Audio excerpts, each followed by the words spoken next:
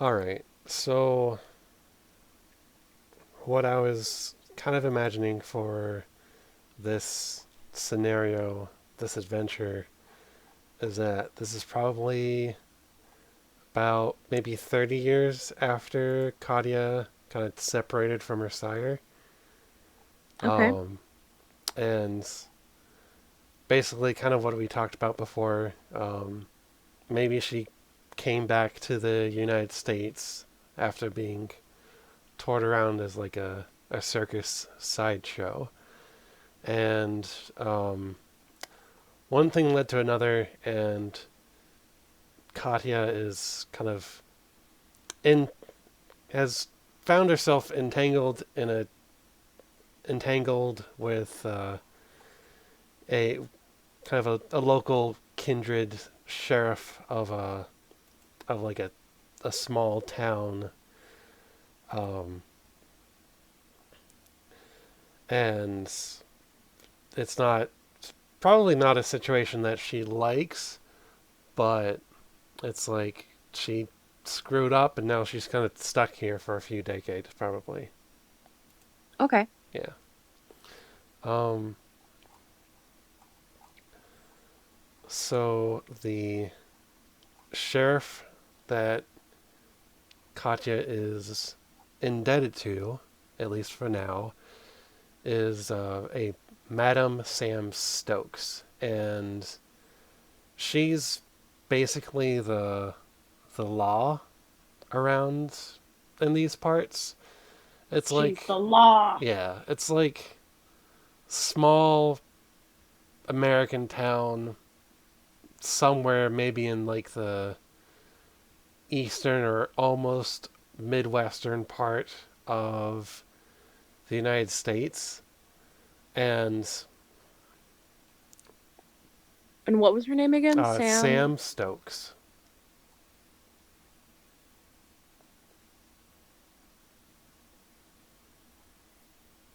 Okay. Yeah, and she's she's been kind of she's been at this for a while, been around these parts for a long time, um, and as far as the pecking order goes, she is definitely the older vampire compared to Katya. Okay. Um, and she has her fingers in various places. Um, and so during your, I'm sure Katya is hoping, temporary service to Madam Stokes, you get a call that she wants you to meet with one of her police contacts. And um, a detective, Robert Weber, um, someone that is has been working with her for a while, um, and she gives you the address. It's like somewhere on like the outskirts of town, and she basically tells you that there's a threat to the masquerade, and she wants you to investigate. Yes, ma'am. Yeah, and but yeah, we can say like she probably has you set up in like this really probably nice looking hotel with like an indoor garage and everything. So you've got a car, um, you've got whatever Katya might feel like she needs when she's doing these various errands and jobs for Madame Stokes. Okay. And then this Robert Weber guy, the Hmm. detective, he's human, right? Yes, he is human. Not a ghoul or anything like that. Um, the the text makes it sound like it implies that he's a ghoul, so I'm gonna say he's a ghoul. Like I'd say he's kind of an insider. He's I'm gonna say that Katya probably knows this, but he thinks vampires are better suited than, mortal cops to take care of funny business, so to speak. Mm-hmm. Which is kind of his name for anything that might be supernatural or vampire related. It's just funny business. Yeah. Um, and while this particular case doesn't really seem to have any traces, at least to him, he does recognize the value of vampires staying hidden. Mm-hmm. But yeah, and as you go out to meet him at the meeting spot, um, it's kind of outside of town. It's a foggy, kind of humid night, and in the it's the meeting spot is at this crossroads of like a four-way intersection, Okay. and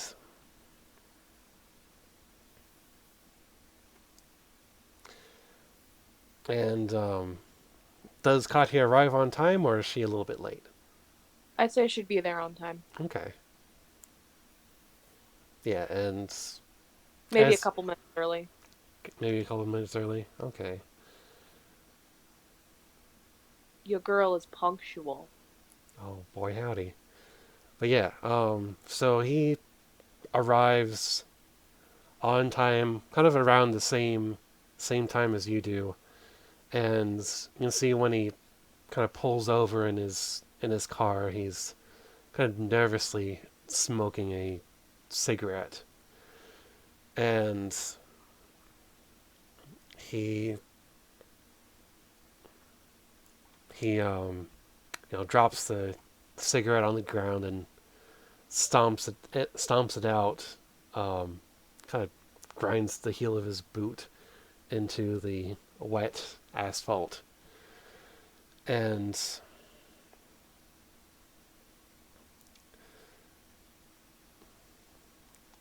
Is it raining? oh, it rained recently. Okay. So you still have the smell of petrichor in the air. Yeah. Um,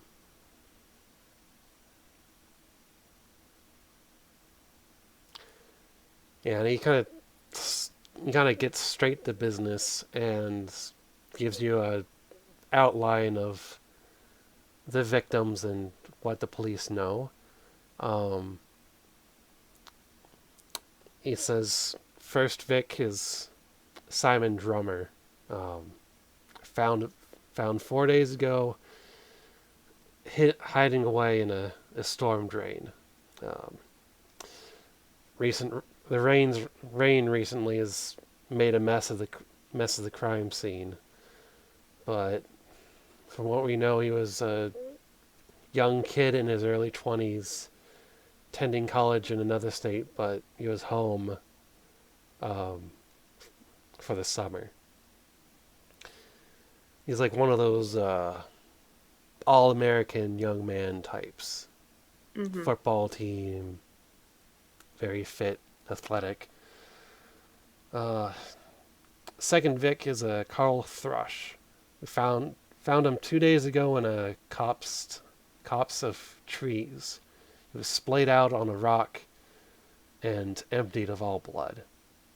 Uh, which is why I contacted our mutual friend. Cleared the site, but we didn't find really anything. Didn't really find anything. Uh, Mr. Thrush was a man in his mid-30s, lived in his parents' basement, had no registered place of work. Um, Apparently he was pretty handsome. Uh, but supposedly he was living larger than he should have been able to afford, even if his parents financially supported him. That's about all we know. So two Vicks. Yeah. How close together were they found? 2 days Is there a apart. pattern? Uh, hmm.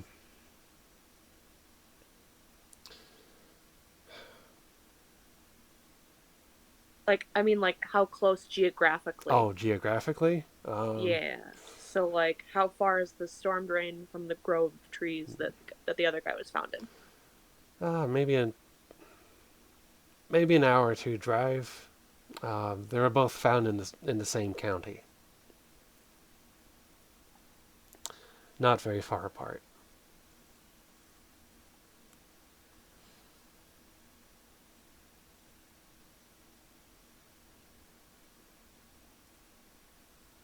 And she's just gonna kind of write all this down, Mm-hmm. and it's clear that she's doing a big think. Mm-hmm. Um, and then so the meeting place, it's like, is it like at a house or? It's it's like a country back road. It's just like this four-way intersection, kind of in the middle of nowhere. There isn't really a lot of traffic. There aren't cars passing by at this time of night. Okay. So they would be able to talk in private. Yeah, yeah, they'd be able to talk in private.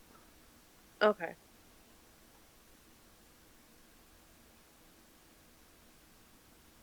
So it looks like we're looking for someone who has access to a vehicle, who would somehow know both a college kid and a nobody.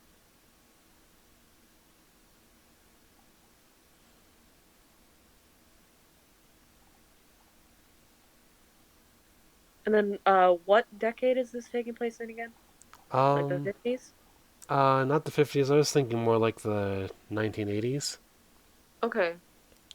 So kind of the early days of the internet? Yeah, like really early days. And then, she's gonna kind of like tap her pen on the paper that she's been writing on, Mm-hmm. and she's gonna say, "This Carl Thrush, was he online? Do you have computer records?" Uh, and hold on a moment. I forgot the detective's name for like a split second. But Robert yeah, Weber. Robert shakes his head. Wasn't online as far as I know. I've stalled the investigation for as long as we could because something about this feels like your kind of business. So we haven't talked to the families yet. Um, the most that's been done is just a sweep of the murder scene and maybe some maybe some background checks on both of the Vicks, but that's it. Could you give me those background checks? There has to be something in common between these two. Yeah, I can do that.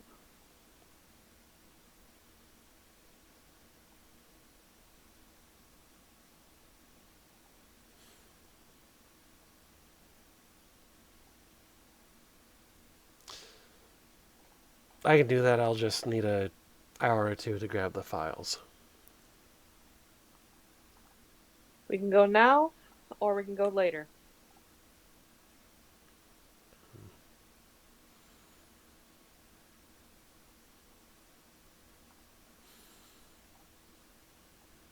Hello? Oh, yeah, I'm here. I'm here. I was just Can trying you to hear me? think. Yeah, I can hear you. But yeah, and Robert nods and he says, "Oh, there's no way in hell they're gonna let you into the precinct. So if you want to, I can sit outside and look right? pretty. And she kind of smiles at the idea of looking pretty. Because she is not pretty. Yeah, he kind of gives like an uneasy chuckle at that, and he says, "Well, if you want to have a look at the bodies, and while I go grab those records, we can do that." Much appreciated. Yeah, I'll call ahead. They'll let you in without any trouble.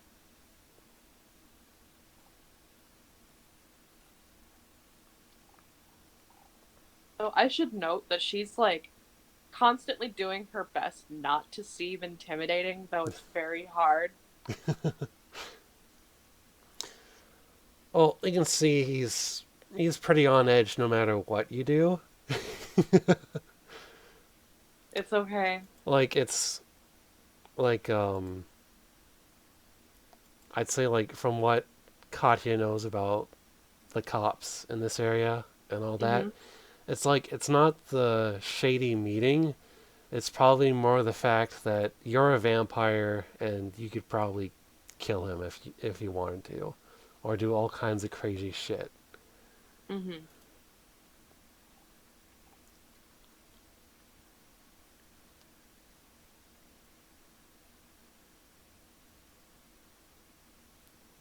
So for the drama, Yeah.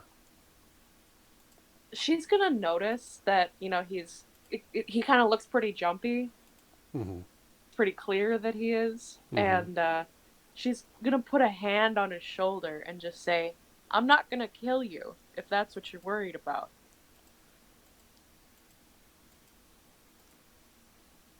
And she's gonna smile, and you can see her fangs. Yeah, it's like he sees your fangs and he kind of looks like he kind of goes a little bit pale, but he's still trying to keep his composure. And he says, "Yeah, of course not. I know that. I'll I'll meet you in an hour." Sure thing. Yeah, and he nods and he gives you the address to the morgue if you don't already have it, to the county morgue. And Mm-hmm. yeah, it's a smooth nighttime drive over there. Um, Excuse me just a moment. I'm going to go use the restroom. Estoy pooping. There we go. Continuing the recording. All right. But yeah, when you arrive to the morgue, there's just a single attendant there, kind of just basically just trying to waste time through the night shift. Um, and when when you walk in, the attendant just kind of like perks up and kind of snaps out of whatever he was doing, just out of Mm-hmm. sheer boredom. And and he says, "Name." Katja Holbein. Right. The detective um, called about you. All right. Um, and he gets up from his desk and leads you down um, into the morgue, and he escorts you over to the two bodies that are actually still waiting and processing.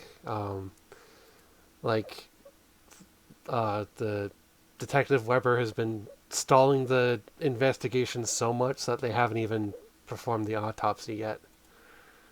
Um, and so if you want to do a ba, ba, ba, ba, ba, let's see, intelligence and medicine, you can go ahead and examine the bodies. Oh, I'm bad at all of those. So, intelligence. No modifiers? No modifiers. Woo!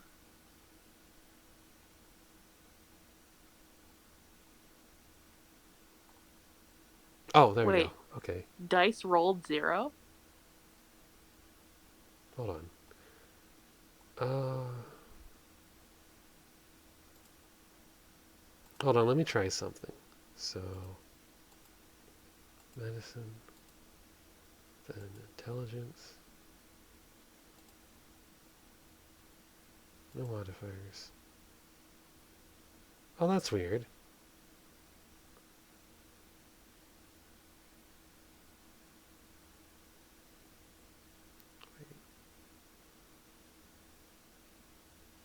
Okay, maybe it's bugging out a little bit. Um, so just roll a 1d10 Okay. because you don't have anything in medicine.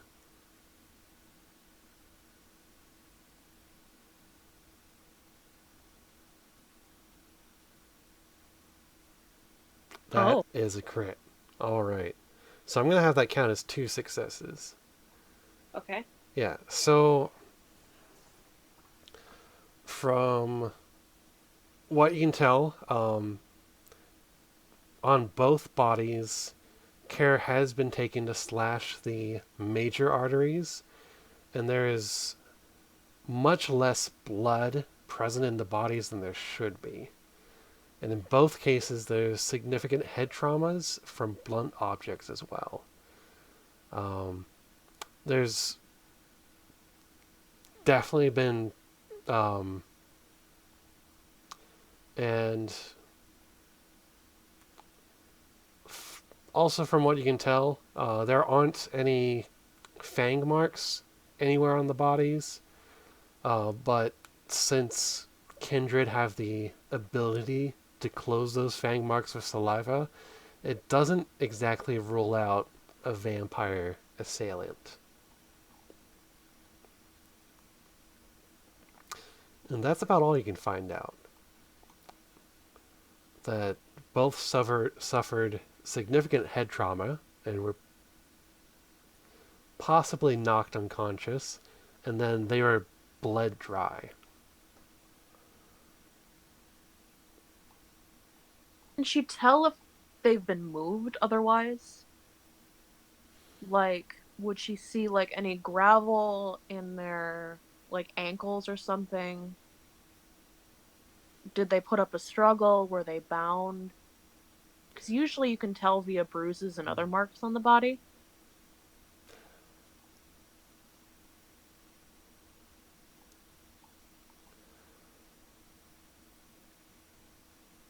All right, so the little adventure scenario doesn't cover that for some reason, but I'm gonna say that there is some bruising on the body.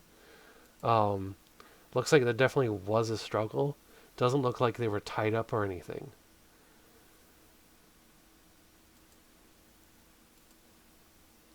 Yeah, it doesn't look like they were tied up, but uh, they they were definitely knocked out by the head trauma and then probably bled to death. Um, but yeah, there is bruising.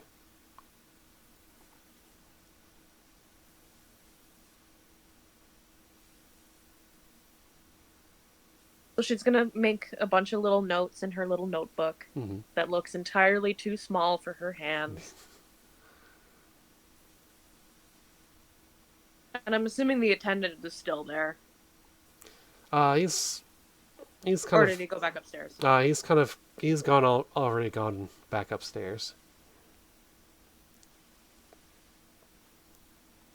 Okay. Like he was probably told to leave you alone and do your thing. Yeah. So Katya's gonna. I'm assuming that they were in like a one of those like freezer holdy thingies. Yeah. Yeah. So she's gonna put them away Mm-hmm. and then head out. Okay. Yeah, um and Detective Weber kind of meets you outside, He's standing by his police car, just having a smoke, and he hands you the two files on both Simon and Carl. Um, Nothing really too extraordinary as far as like their background checks went. Um, some notes on just both from what little of the actual investigating that the police did. Um, there's some notes about Simon probably allegedly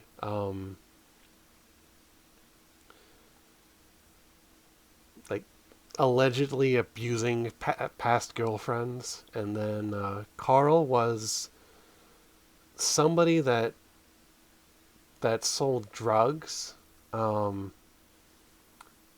but the police could never really find any proof, or they couldn't find enough evidence to back up a warrant. Mm-hmm.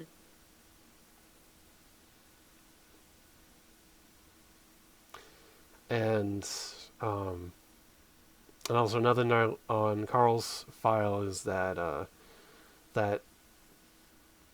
after his death, um, it seems like his family moved all of his stuff out and probably disposed of it somewhere.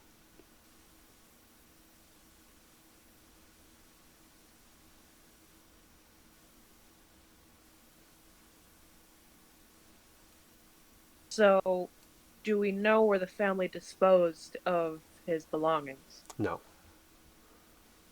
And then, do we know who Simon's past girlfriends were?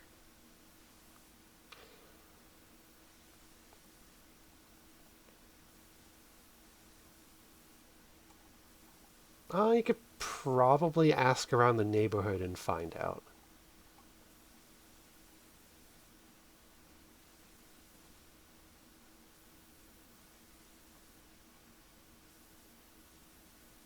Okay. So, this is the middle of the night. Yeah. I'm assuming, like, at this point, like 1 or 2 in the morning. I'd say something like that. Um, Katya's gonna go knock on Carl's family's house. Okay.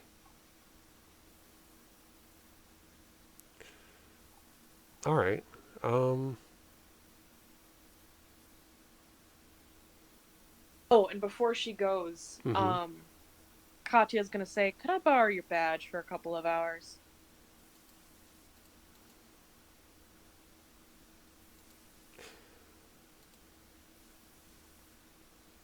Sure. And I'll return it to you before sunrise. it's like he hesitates, but he surrenders it. He's And she's like, gonna all right, smile and she's gonna say thank you. She's gonna pat him on the shoulder and say, "Good man." all right.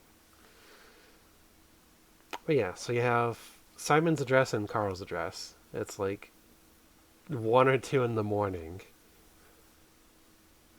Katya's gonna go to Carl's house first. Okay. All right. Um.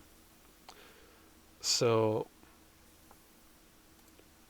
how do you want to do this? Do you want to just knock on the door and try to, um, try to like, be persuasive? Do you want to be intimidating? Um, she's gonna knock on the door Mm-hmm. or ring the doorbell, Okay. whatever they have. All right. And she's gonna try a little bit of both. At first, she's gonna be persuasive. If they try to push her away, then she'll be intimidating. All right. But yeah, so you ring the doorbell and the lights just immediately turn on, and um, yeah, this kind of older man answers the door, And he looks like he just woke up, and he just scowls at you, and he's like, "Who the hell are you?" And Katya's gonna stand up tall and she's gonna say, My name is Detective Holbein. I'm here to ask you a couple of questions about your son. Okay. Um, it's And she's me. gonna flash the badge, not long enough to show the name on it, but the badge gets flashed. Okay. Let's see. Let's do like a. Let's try a manipulation and persuasion check.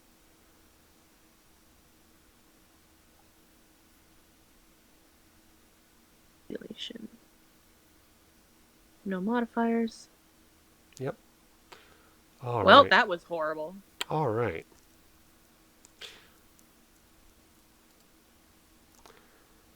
Yeah. So he's tired. He's pissed off that you woke him up in the middle of the night. He's just gonna say, whoever you are, fuck off," and he slams the door in your face. Well, before he slams the door, she's gonna plant her palm on it so that he can't shut it. Oh, okay. Because he's a human, so Yeah, she'd be able to have that sort of reflex. yeah. Um, And it's gonna be open like maybe, I don't know, an inch. mm-hmm, And it's just like a wall. mm-hmm. Because she's strong as fuck. Oh yeah, for sure. You know what? Let's make that like strength and intimidation. So Because strength to hold the door open, and then intimidation because Katya's just big. yeah. Uh Strength. Son of a bitch. Oh wow. What the fuck? My dice luck. All right. So you've got two successes. Uh, Out so of that 6. so that does get you some information. Um, they got a 6. Should be like 9. Yeah, it says dice rolled 6. Did I do the wrong one? So intimidation Mm-hmm. with That's 5. strength. Strength. So it should be 4. Unless this sheet is being wonky as hell. You try rolling it. Okay. I'm gonna try rolling it. Hang on, let me try something. Not manipulation.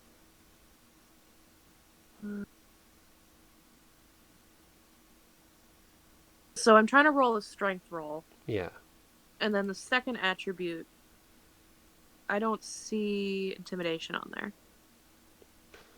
Um. All right. Try just doing intimidation, and then it should ask if you want to do like an attribute. I think if you Yeah, click the button next to the like strength and dexterity and stuff, it'll assume you want to pair it up with another kind of trait or attribute.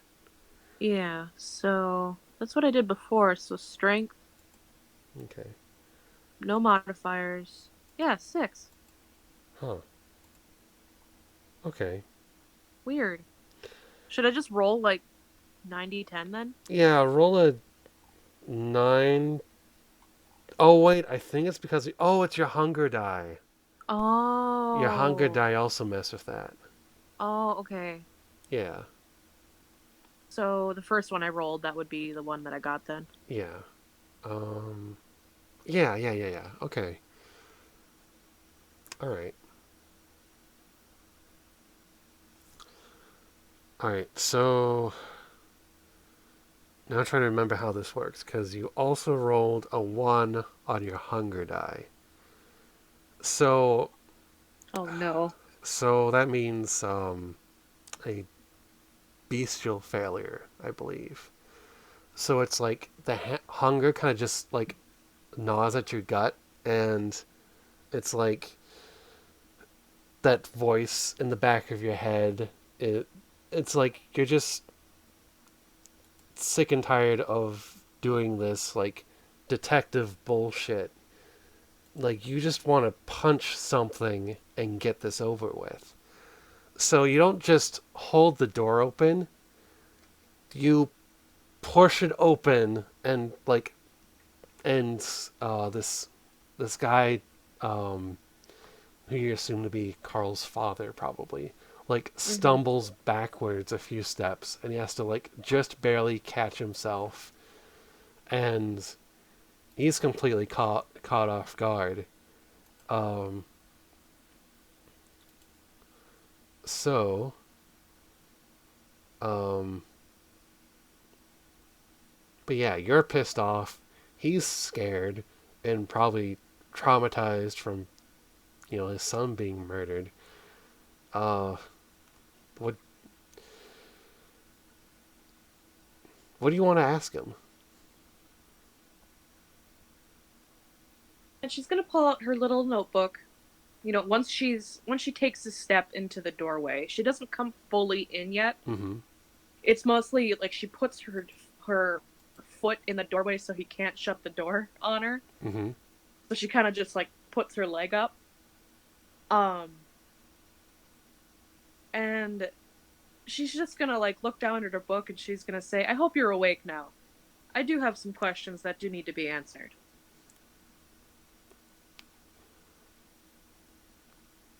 All right. And And it's clear that she's pissed off, like, but she's doing her best to work around it. yeah. Um so the way this little scenario is set up is like you do your roll and then you get information based on how many successes you get. Okay. So I'm kind of going to do that. I'm going to go along with that. And so what you get from his very tired father is that Carl was a successful businessman. Like he actually paid for room and board at his parents' house, and like he was like an entrepreneur basically. And what was his business? His father doesn't know, but he does tell you that Carl did claim to have enemies that wished him harm and often assaulted him, but neither he nor his mother ever saw these people. Like they never came to the house or anything.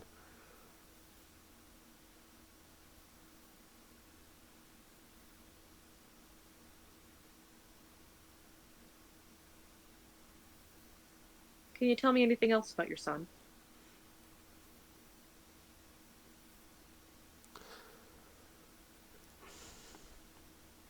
Kind of pauses for a moment, um, because he's Did just he have like, a girlfriend? Did no, he shakes his head. No, he kept to himself. And then do you have if he was a businessman, he must have had some sort of computer system, correct?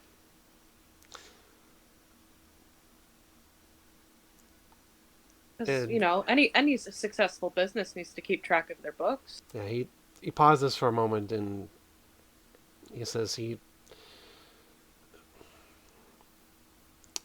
told us to get rid of all of his stuff if something happened.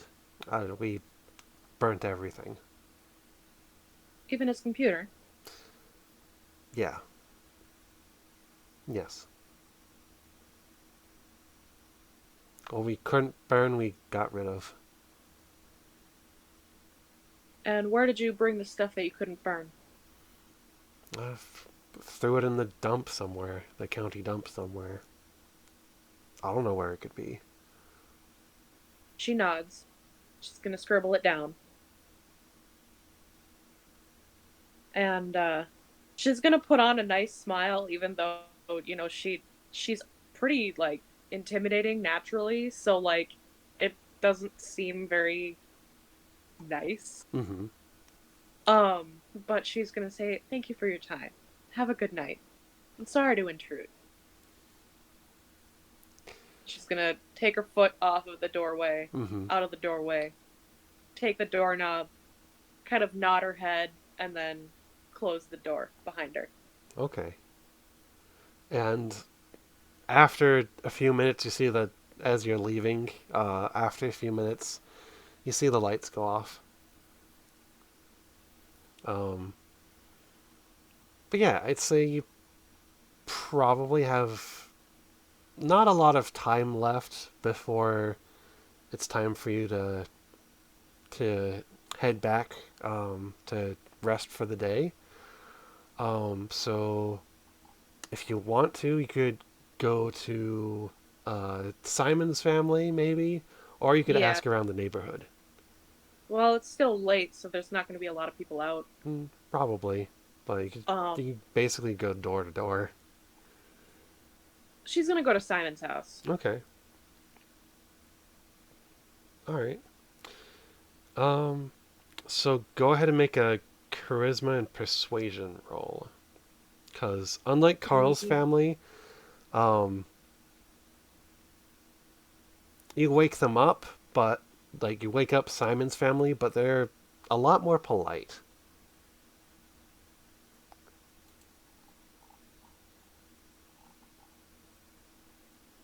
Oh no. Oh, Oh no. oh no.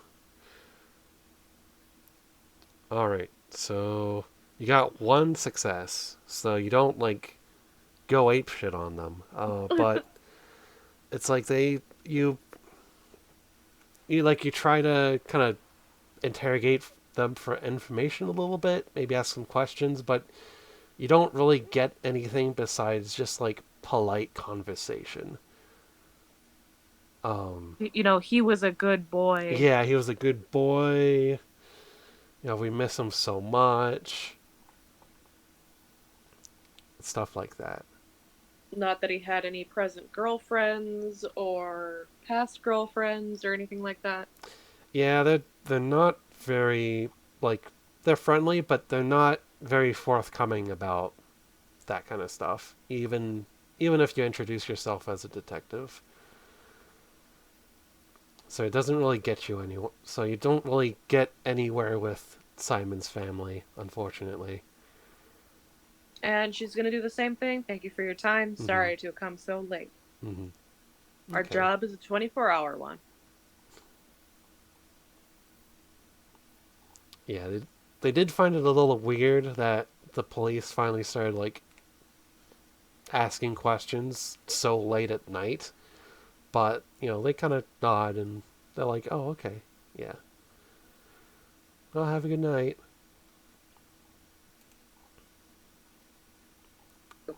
And stay safe. You too. All right. So what would you like to do next? There's still some night hours left. So she's probably going to go to the dump Mm-hmm. to see if she can find the computer. Okay. She's also going to call up Detective Weber Mm-hmm. and see if he's still awake. Tell him what she figured out. Okay. So the stuff that she knows about Carl, Mm-hmm. how he was a quote unquote businessman Yeah. and had enemies and was often assaulted, and that most of his belongings were burned at the request of him himself. Mm-hmm. Um,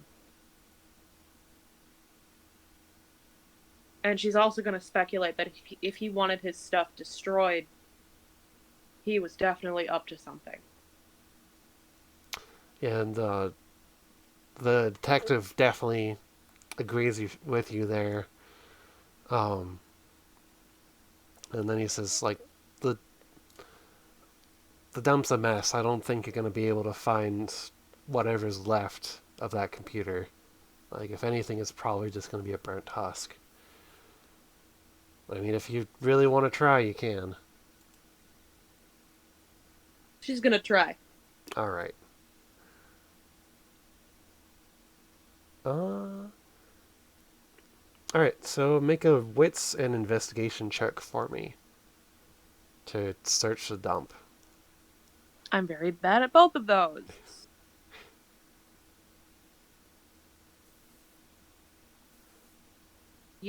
All right. Yay! So you did get a crit on the. All right. Yeah, you got a crit on the investigation, but you also got a bestial failure. Um. We don't talk about that, Thomas. We don't talk about that. Oh. Um. So.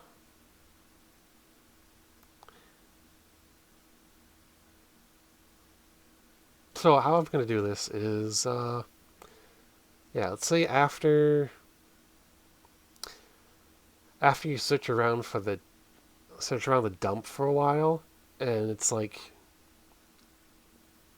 you just start getting like really impatient in throwing stuff around, and um, and it's like maybe there's like a a dog scavenging around, and you throw something at it. It's like, and you're just like, God damn it, I want to find this fucking thing. Um, and then you and you um, and before you find what's left of the computer, um, you end up causing like a small avalanche of garbage. And when you finally unearth it, um, the it's like it was a burnt husk before, but now it's just completely smashed. Frustrated Katya noises. And it's like even then you're not really sure if this is the one, but it it just has to be because Mm-hmm. it's like burnt pitch black and everything, and there's like the melted plastic and what have you.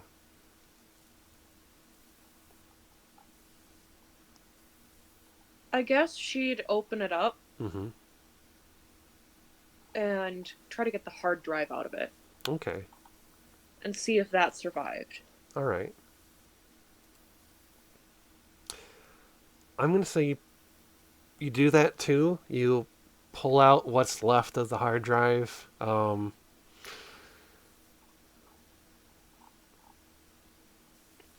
Let's do.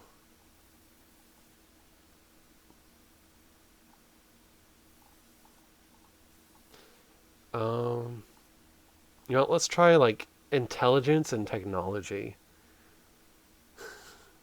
Oh, Katya doesn't God. seem to know much about computers. No, she does not. Yay! Yeah, so this thing looks busted, and you, I guess you got another bestial failure. Oh my god! Rolled Fuck another my one life.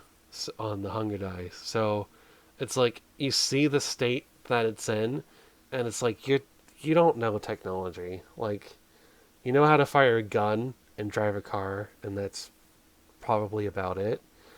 And you see the condition that this thing is in, and you just chuck it. Just you just chuck it into just deeper into the mountains of garbage and trash as you're just like as the just the voice in the back of your head just tells you this was such a waste of fucking time. And she knows.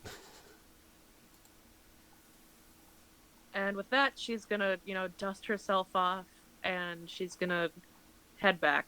Mm-hmm. and she's gonna drop off Detective Weber's badge, probably at his house, Okay. assuming that's where he's at. Yeah, let's say he's probably at his house. She's just gonna put it in his mailbox Okay. because I'm assuming it's pretty close to sunlight, so Oh she yeah. can't stick around very long. Yeah, definitely. So she's just gonna put it in his mailbox and then just say she's gonna call him up while driving back, Mhm. assuming that she has one of those like ancient like car cell phones. Probably. Um, and then she's just gonna say it's in your mailbox and then hang up. Nothing else. Okay. Yeah, when you finish at the dump, you have maybe just enough time to make it to the hotel before sunrise.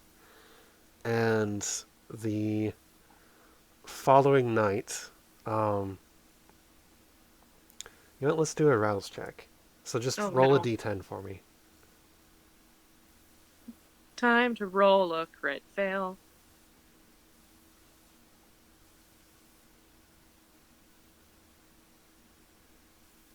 Alright, so you don't get hungrier. You still have 3 hunger, so you're good. You're good, fam.